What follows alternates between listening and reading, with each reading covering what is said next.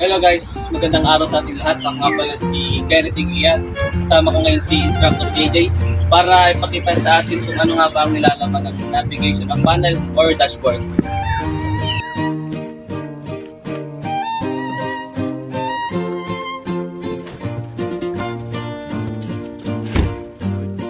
Yan, ito yung susi natin.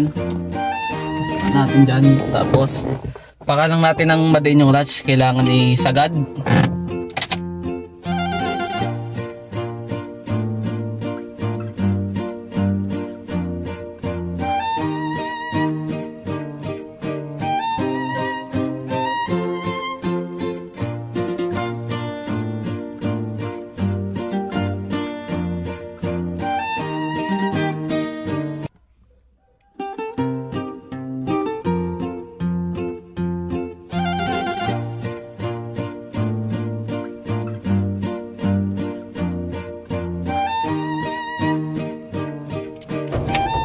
Yan, on na siya. Tapos bitawan nyo lang yung clutch. Ito nga po, napanda rin na po ito ng sasakyan. Ngayon po, pakita nyo po pamagitan ng dashboard. Pailawin po natin ang sensor sa sasakyan. Sige po. Ang una po is park light. Park light. So, okay na po. Nakapailaw nyo na po. Ang sunod po is headlight low. So, okay na po. Nakapailaw nyo na po. Ang headlight, light naman ho. Ayan po is passing light. So, ngayon, bago gawin natin yon, kailangan natin ibalik sa dati. Alisin natin yung high beam, tapos yung low beam, tapos yung park light. Tapos, ito na yung ating Gawin na po natin ang left signal. Ngayon po is right signal. So natapos nyo na po yung sa mga signal light. Ngayon naman po ay punta na po tayo sa control sa wiper. Hindi po. So ito po muna natin is wiper switch control. Hindi nyo po. Ito po yan. Tapos punta naman tayo sa wiper switch low. Yan. Punta naman tayo sa mid. Ngayon naman Ngayon naman, tayo sa high. Ngayon naman, naman tayo sa may gitnang part ng last ng switch. Dito. May hazard switch. Hazard switch. Hazard switch. Okay na po. Ngayon naman, ito po. Ano na po kung ano yung control ng AC. Ito naman yung ating control ng AC. Dito natin masuot kung gaano kalakas yung aircon natin. Yan, ito. Ito pa, mahina pa to. 1, then 2, 3, 4. Ito yung sagad niya. Yan, tapos dito naman sa isang control nito, dito mo ko-control sa part na to, yung aircon lang, dito lang siya tumatama. Sa harap lang natin.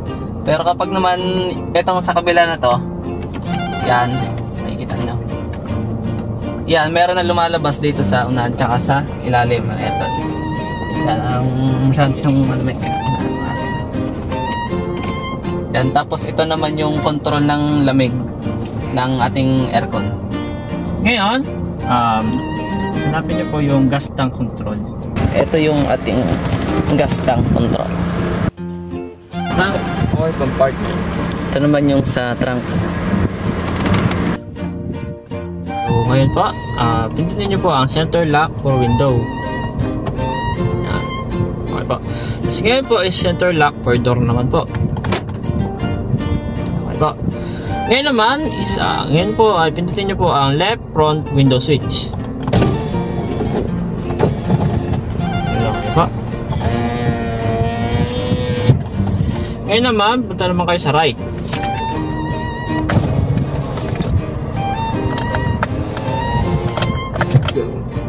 Ngayon naman po, punta naman kayo sa left rear window switch.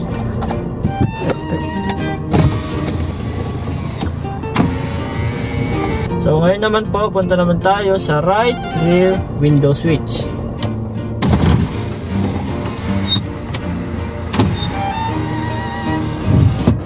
After po nyan, Pindutin nyo na po ang busina.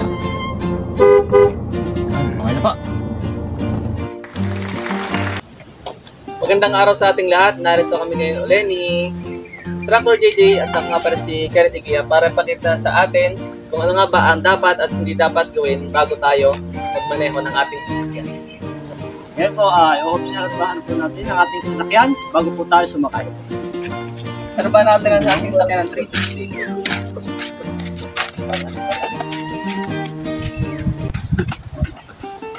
Pagkatapos po namin obserbahan ang sasakyan, ngayon po, papasok po kami sa loob ng sasakyan.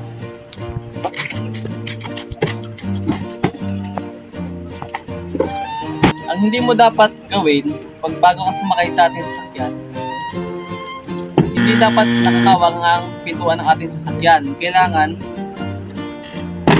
yan, nakadikit yung ating pinto. Pagkatapos po ng pinto, ngayon naman obserbahan natin ang upuan. Yan, bago tayo simula ngayon, kailangan natin obserbahan ang ating upuan para maging komportable tayo sa pagdadrive.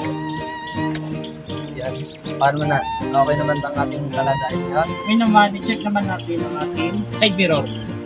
Side mirror. Yan. Yan ang mali.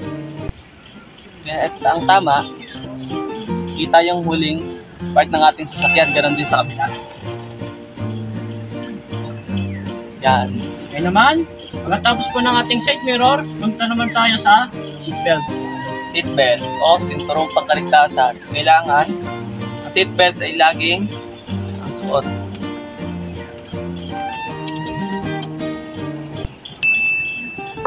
Ngayon naman po, pagkatapos sa seatbelt, ay punta naman tayo dito sa gear.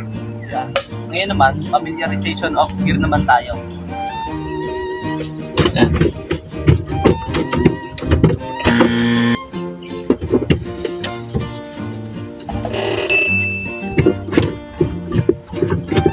First gear, second gear, third, fourth gear, fifth gear, reverse. Familiarization naman tayo ngayon ng ating 3 pedals. Clutch,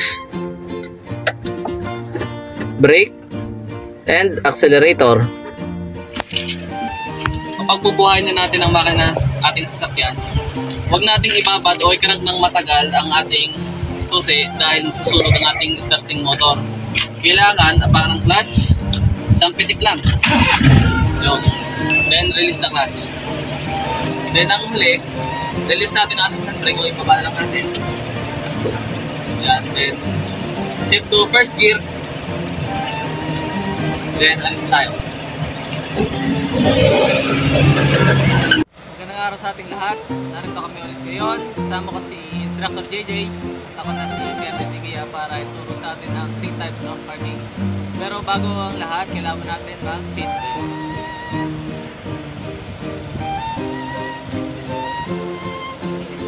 So, tara na. Ngayon naman, nagagawin natin yung 3 types of parking. Perpendicular, parallel, at angle. Ang ano natin gagawin is perpendicular. Ayun, yung natin gagawin.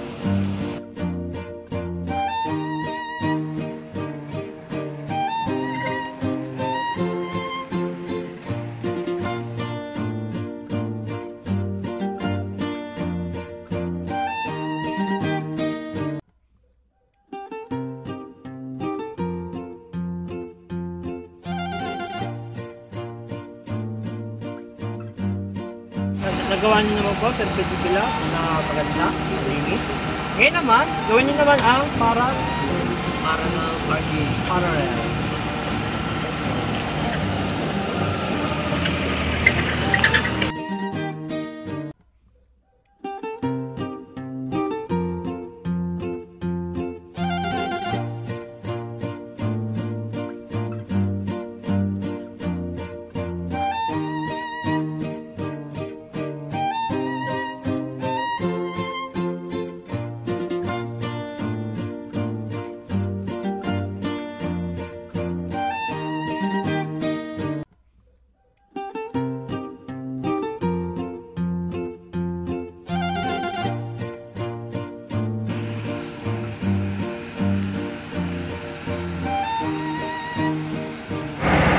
Ngayon naman, tapos nyo na ang parallel, gawin nyo naman ang angle.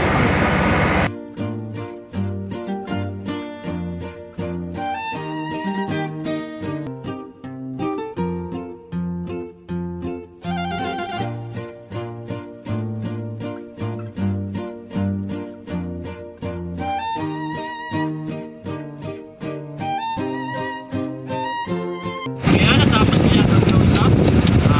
Sabi ko lang is congratulations. Nakatapos kayo. Good luck na lang sa LTO. Ha? Basic duty. Seatbelt. Seatbelt. Okay. Shift to first gear. And alis na tayo.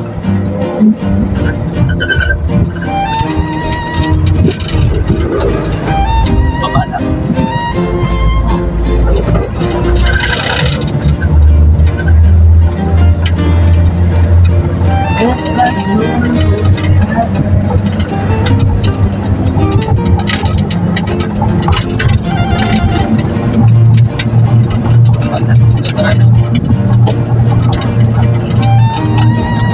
Free wheel.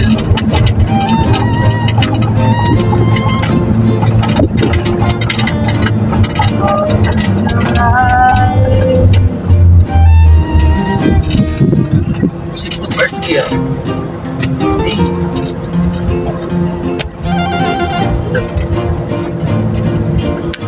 Whoop. Shift to reverse. Yung lumog. Whoop. Then shift to first gear. Pakita mo sa ano.